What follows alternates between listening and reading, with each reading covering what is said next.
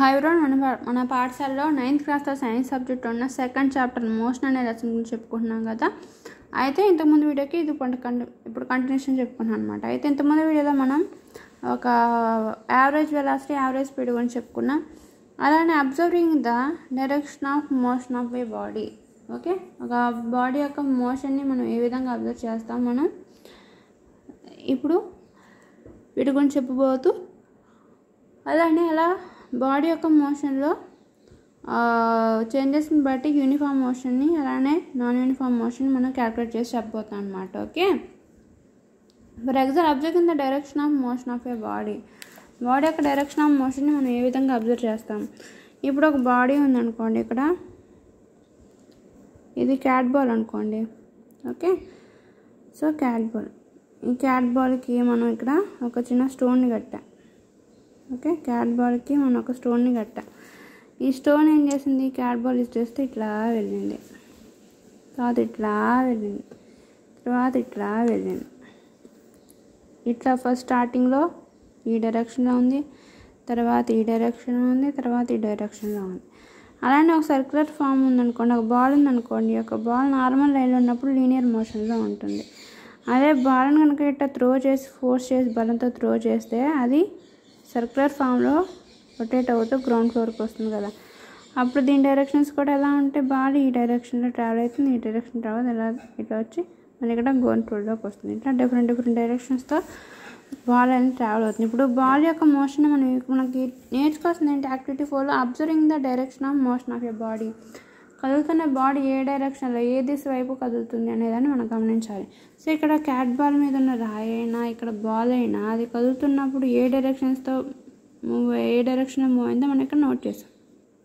Okay, so అలానే carefully wire the small object on this end of the string, it is horizontal plane. Okay, carefully ఒక ఎండ్కి, ఒక string యొక్క ఎండ్కి ఒక ball కనుక కట్టినట్లయితే అది నార్మల్గా ఉన్న పొజిషన్లో, అది ఒక హారిజాంటల్ పొజిషన్లోనే ఉంటుంది. ఓకే, స్ట్రింగ్ అనుకోండి ఫర్ ఎగ్జాంపుల్.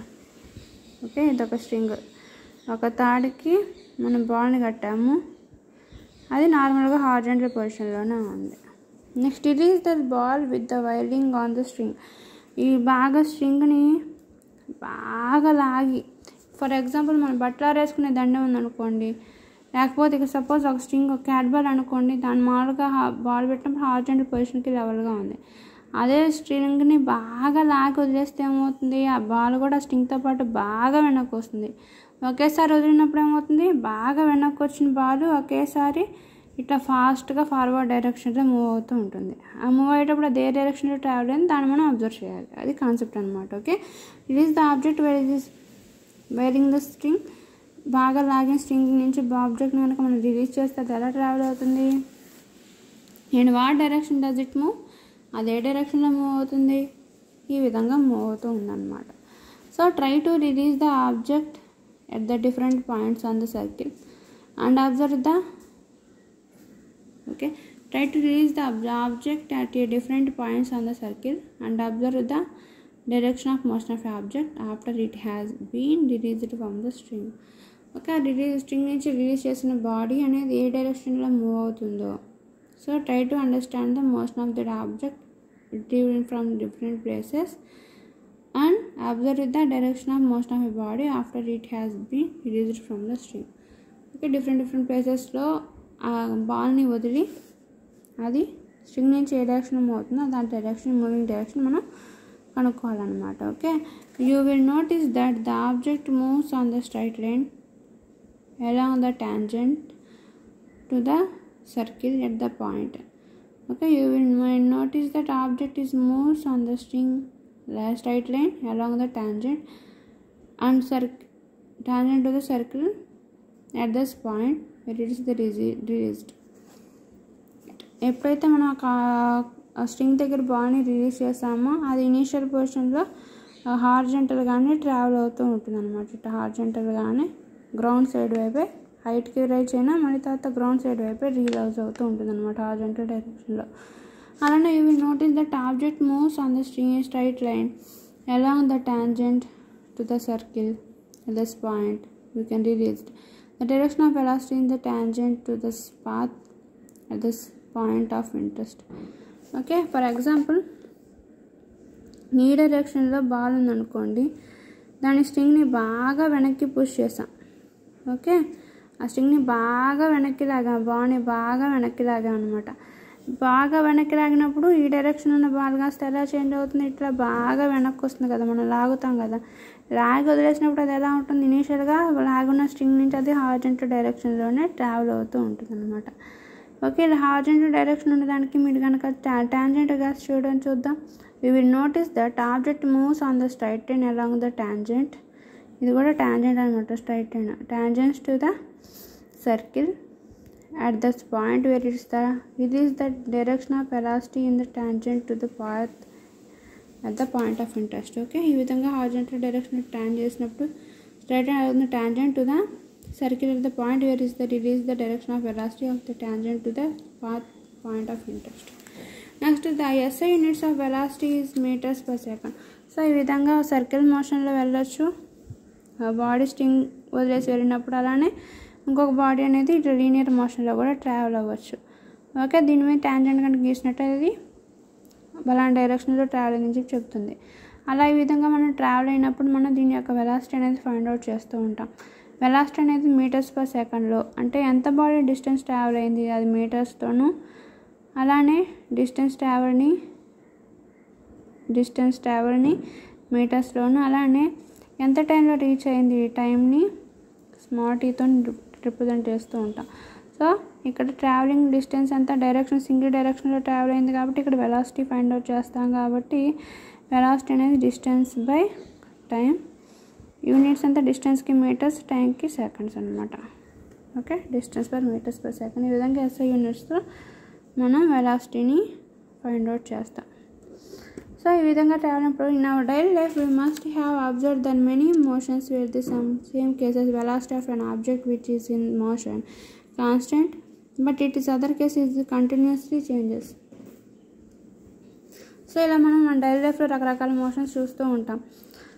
అవి కొన్ని కాన్స్టెంట్గా ఒక డైరెక్షన్లో ఉంటాయి, యూనిఫామ్గా చేంజెస్ అవుతూ ఉంటాయి. కొన్ని ఏమో కంటిన్యూస్గా చేంజ్ అవుతూ ఉంటాయి.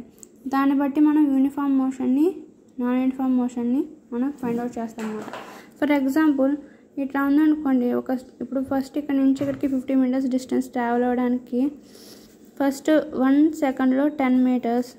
నెక్స్ట్ ఓకే, ఇక్కడ నుంచి ఇక్కడికి బాడీ ట్రావెల్ అవుతుంది. సో 3 పార్ట్స్గా డివైడ్ చేసాం అనుకోండి, ఇక్కడికి 1 సెకండ్ టైం తీసుకుని ఇక్కడ 2 సెకండ్స్, 3 సెకండ్స్, 4 సెకండ్స్. సో 1 సెకండ్లో 10 మీటర్స్ డిస్టెన్స్ ట్రావెల్ అయితే నెక్స్ట్ 2 సెకండ్స్లో కూడా 10 మీటర్స్ డిస్టెన్స్ ట్రావెల్ అయింది. నెక్స్ట్ 3 సెకండ్స్లో 10 మీటర్స్, నెక్స్ట్ 4 సెకండ్స్లో 10 మీటర్స్. అంటే వీటి మధ్య ఇంటర్వెల్ డిఫరెన్స్ ఎంత? Okay sorry, interval 10 minutes. Okay, 30 minutes, 40 minutes. Okay, so వీటి మధ్య ఇంటర్వెల్ డిఫరెన్స్ ఉంది 10 కదా ఉంది. మరి 20 to 30 మీటర్స్ మధ్య డిఫరెన్స్ ఎంత? 10 ఉంది, 10 మీటర్సేగా ఉంది. 30 to 40 మీటర్స్ మధ్య డిఫరెన్స్ ఎంత ఉంది? 10 మీటర్సేగా డిఫరెన్స్. అంటే వీటి మధ్య డిఫరెన్స్ అనేది సేమ్గా ఉంది. అంతే, ఈ మధ్య టైం గ్యాప్ కూడా అంతా 1 సెకండ్ డిఫరెన్సేగా. 1 సెకండ్ డిఫరెన్స్, 1 సెకండ్ డిఫరెన్స్. అంటే యూనిఫామ్ ఇంటర్వల్స్ ఆఫ్ టైంలో అది యూనిఫామ్గా బాడీ చేంజెస్ అన్నమాట. సో దాని మీద చేంజింగ్ డిస్టెన్స్, బాడీ అనేది ఒక యూనిఫామ్గా మూవ్ అవుతూ ఉంటే, వాటి మధ్య చేంజెస్ ఉన్న డిఫరెన్సెస్ అన్నీ ఒకే రకంగా ఉంటే దాన్ని మనం ఒక బాడీ, ఆ మోషన్ని మనం ఏమంటాం? యూనిఫామ్ మోషన్ అని చెప్పి అంటూ ఉంటాం అనమాట.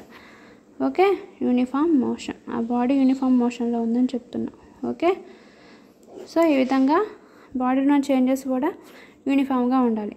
సేమ్ ఇదే చేంజెస్ మధ్య ఇలాంటి విషయం ఇలా యూనిఫామ్గా చేంజ్ అవుతూ మూవ్ అయ్యే బాడీని ఏమంటామో దాని యొక్క వెలాసిటీని యూనిఫామ్ వెలాసిటీ అని చెప్పి అంటాం.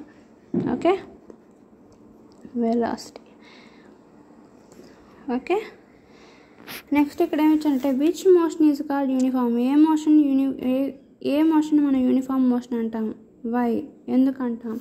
ఏదైనా ఒక బాడీ పర్టికులర్ ఇంటర్వెల్స్ ఆఫ్ టైంలో పర్టికులర్ యూనిఫామ్ డిస్టెన్స్ని, ఓకే, ఆ బాడీ ఒక పొజిషన్ నుంచి ఇంకో పొజిషన్ ట్రావెల్ అయ్యేటప్పుడు దాని యొక్క చేంజింగ్ డిస్టెన్స్ అనేది యూనిఫామ్గా ఉన్నట్లయితే దాన్ని మనం యూనిఫామ్ మోషన్ అని, అలా ట్రావెల్ అయ్యే బాడీ యొక్క వెలాసిటీని యూనిఫామ్ వెలాసిటీ అని చెప్పి అంటూ ఉంటాం అనమాట. A straight line graph have shown. Okay, next non uniform motion అంటే ఏంటి, దీన్ని బట్టి మనం ఇప్పుడు బేస్ చేసుకుందాం. ఇక్కడ యూనిఫామ్గా ట్రావెల్ అయింది కదా నాన్ యూనిఫామ్. ఫర్ ఎగ్జాంపుల్ ఇందాక తీసుకునే డయాగ్రామ్ కనుక తీసుకున్నట్లయితే ఇక్కడ నుంచి 1 సెకండ్ టైం తీసుకుంది ఇక్కడ నుంచి ఈ పాయింట్కి రావడానికి, ఇక్కడ 2 సెకండ్స్ టైం తీసుకుంది, ఇక్కడ 3 సెకండ్స్ 4 సెకండ్స్. ఓకే, కానీ ఈ బాడీ అనేది ఇక్కడ నుంచి ఇక్కడ రావడానికి 1 సెకండ్ టైంలో 10 మీటర్స్ ట్రావెల్ అయితే నెక్స్ట్ 2 సెకండ్స్లో 30 మీటర్స్ ట్రావెల్ అయింది. నెక్స్ట్ 3 సెకండ్స్ ఇంకా స్లో అయ్యి 40 మీటర్స్ ట్రావెల్ అయింది. నెక్స్ట్ 70 మీటర్స్ ట్రావెల్ అయింది అనుకోండి. ఓకే, నెక్స్ట్ దీనికి డయాగ్రామ్ గీద్దాం. ఫస్ట్ ఇప్పుడు కారు ఉంది అనుకోండి, డీటెయిల్గా చెప్దాం. ఇది కారు అనుకో. ఓకే, కారు ఇప్పుడు ఏమైంది, ఫస్ట్ ట్రావెల్ అవ్వడానికి 1 సెకండ్లో 30 మీటర్స్ డిస్టెన్స్ ట్రావెల్ అయింది.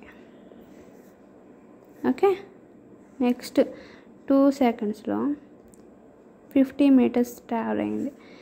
నెక్స్ట్ 3 సెకండ్స్లో నెక్స్ట్ ఇంకా చాలా long distance okay suppose 80 metres travel అయింది. Next 90 metres. వీటి మధ్య యూనిఫామ్ డిఫరెన్స్ ఎంత, డిస్టెన్స్ డిఫరెన్స్ ఎంత ఉంది, 30 to 50 20 మీటర్స్ డిఫరెన్స్ ఉంది. 50 to 80 30 మీటర్స్ డిఫరెన్స్ ఉంది. 80 to 90 10 మీటర్స్ డిఫరెన్స్ ఉంది. అంటే బాడీ యొక్క చేంజెస్ యొక్క బాడీ ట్రావెల్ అయ్యే చేంజెస్ అనేది ఈక్వల్గా ఉన్నాయి, ఇంతకుముందులాగా యూనిఫామ్గా ఉన్నాయో, సేమ్ ఇంటర్వెల్స్ ఆఫ్ టైంతో సేమ్ డిస్టెన్స్లో సేమ్ ఇంటర్వెల్స్ ఉన్న డిస్టెన్స్లో బాడీ ట్రావెల్ అవుతుందా, అవ్వట్లేదు కదా. సో ఇలాంటప్పుడు ఉన్న బాడీని నాన్ యూనిఫామ్ మోషన్లో ఉందని చెప్తాం. ఓకే, అలానే ఇలాంటి సేమ్ ఇంటర్వెల్స్ ఆఫ్ టైం లేకుండా, సేమ్ ఇంటర్వెల్స్ ఆఫ్ డిస్టెన్స్లో ట్రావెల్ అవ్వకుండా డిఫరెంట్ టైమ్స్లో డిఫరెంట్ ఇంటర్వెల్స్ ఆఫ్ టైంతో కనుక బాడీ ట్రావెల్ అవుతున్నప్పుడు ఆ బాడీ యొక్క మోషన్ నాన్ యూనిఫామ్ మోషన్ అని, అలానే బాడీ యొక్క ట్రావెల్ చేసే వెలాసిటీని నాన్ యూనిఫామ్ వెలాసిటీ అని చెప్పి అంటూ ఉంటాం. ఓకే, ఈ విధంగా మనం నాన్ యూనిఫామ్ మోషన్ గురించి మనం ఇప్పుడు చెప్పుకోబోతున్నాం అనమాట. యూనిఫామ్ మోషన్ అంటే ఏంటి, నాన్ యూనిఫామ్ మోషన్ ఏంటి, ఇప్పుడు మనకి ఈజీగా అండర్స్టాండ్ చేయడానికి గ్రాఫ్ పాయింట్లోని టేబులర్ ఫామ్లోనే మనకు చెప్పారనమాట. అండర్స్టాండింగ్ ద యూనిఫామ్ మోషన్ ఏ విధంగా అండర్స్టాండ్ చేసుకుంటాం. Consider the cyclist moving on a straight road. Okay, the distance covered by him with the respect to the time is given in the following table. Draw the distance versus time graph from the given values in the table. ఒక body కనుక cyclist మూవింగ్లో ఉంటే, అంటే సర్క్యులర్గా తిరిగే మూమెంట్లో ఉంటే ఆ body ఏ విధంగా, body circular మోషన్లో తిరుగుతూ ఉంది. అలా మూవ్ అవుతున్నప్పుడు సర్టెన్ ఇంటర్వల్స్ ఆఫ్ టైంలో ఆ బాడీ ఎంత డిస్టెన్స్ ట్రావెల్ అయ్యింది అనేదాన్ని 2 seconds 3 seconds 4 seconds 5 seconds.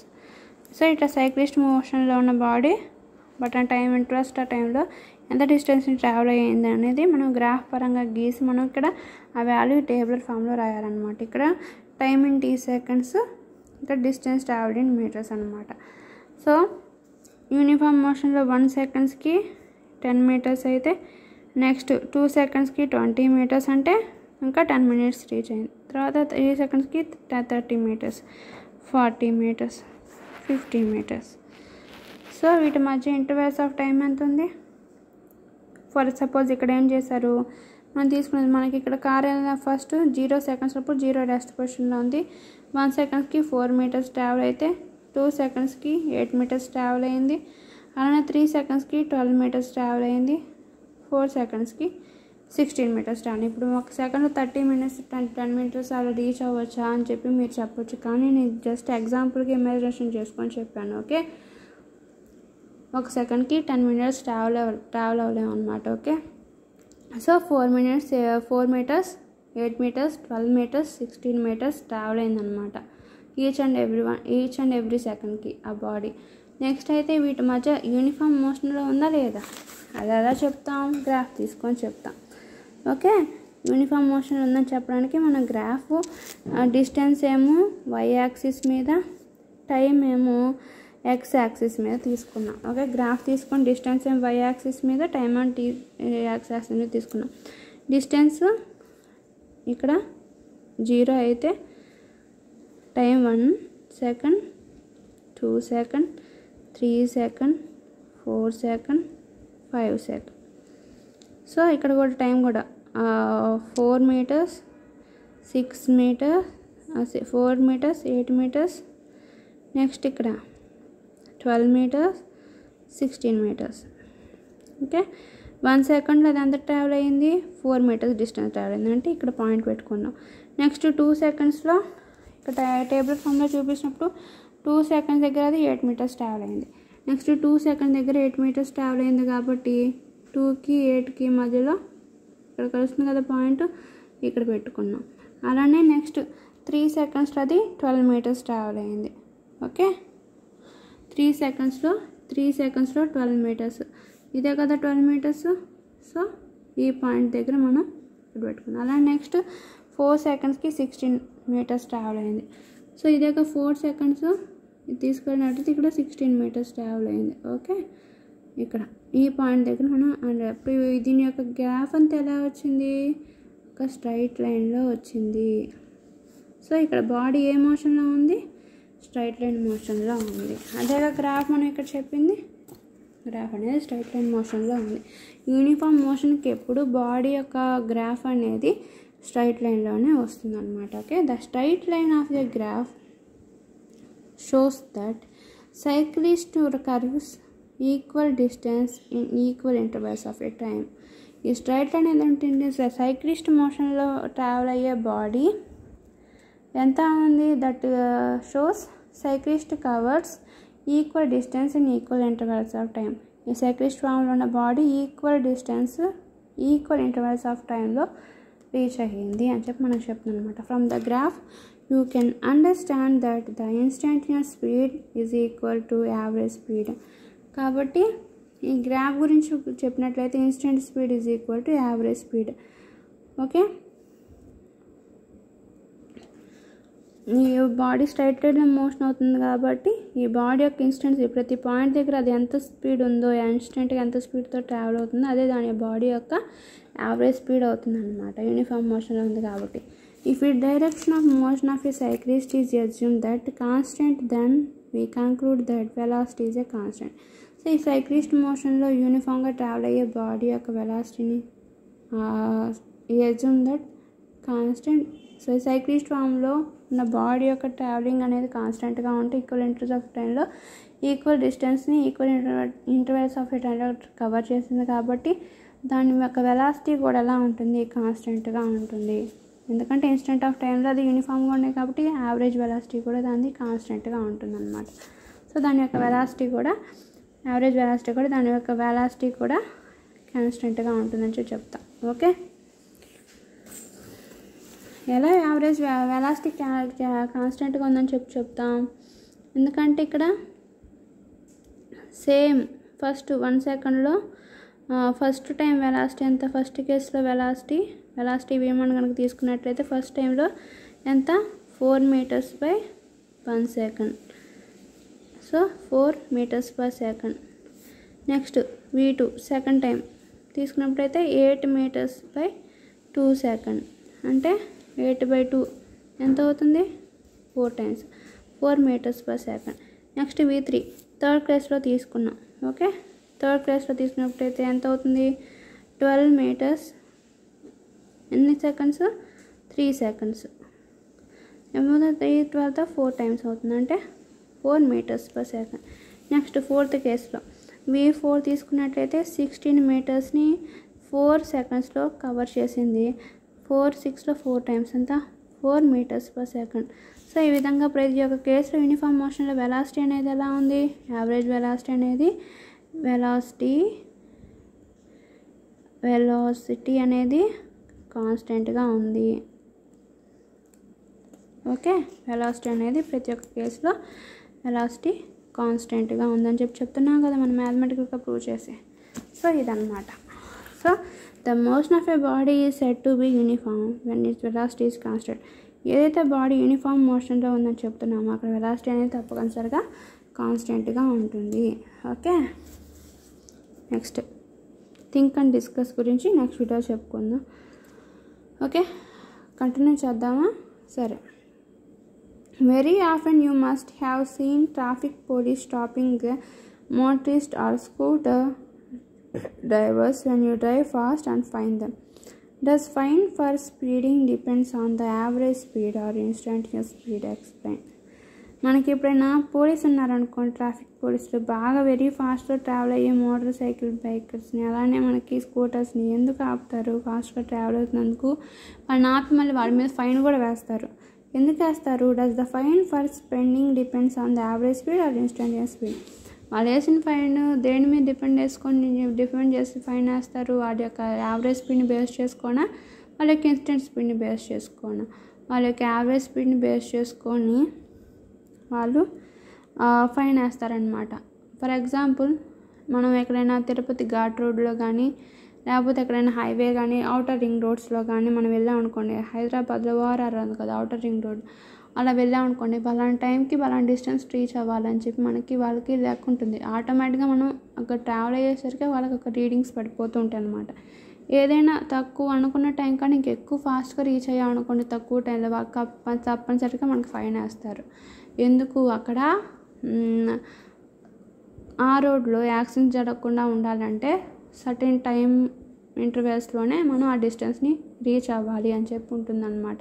So average speed కన్నా అబోవ్ స్పీడ్తో మనం కనుక వెళ్ళినట్టయితే అక్కడ ప్రమాదాలు జరిగే అవకాశం ఉంది. కాబట్టి వాళ్ళ యొక్క వెలాసిటీ మీద ట్రావెలింగ్ స్పీడ్ మీద కంట్రోల్ తప్పినందుకు వాళ్ళ మీద ఫైన్ వేయడం అనేది జరుగుతూ ఉంటుందన్నమాట.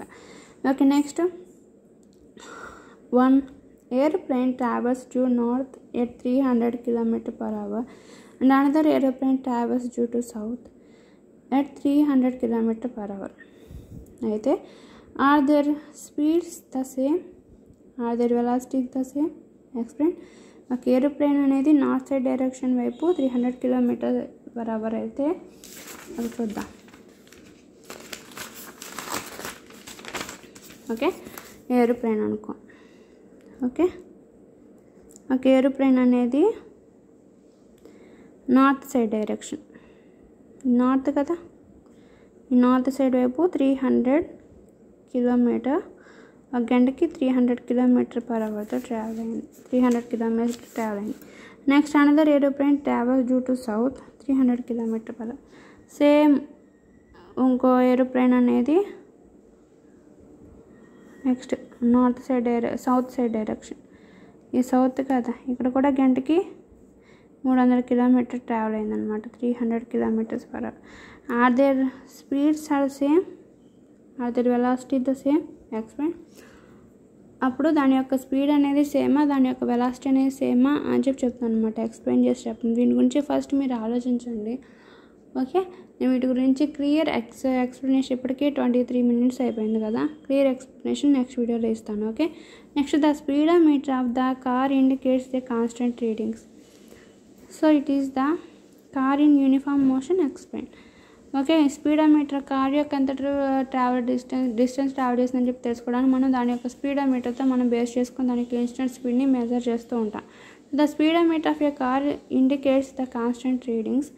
Is the car in uniform motions? Why? ఒక కార్ యొక్క స్పీడోమీటర్ అనేది కాన్స్టెంట్ రీడింగ్స్ని ఇండికేట్ చేస్తుంది అన్నమాట. అయితే ఆ కార్ అనేది యూనిఫామ్ మోషన్లో ట్రావెల్ అయిందా లేదా?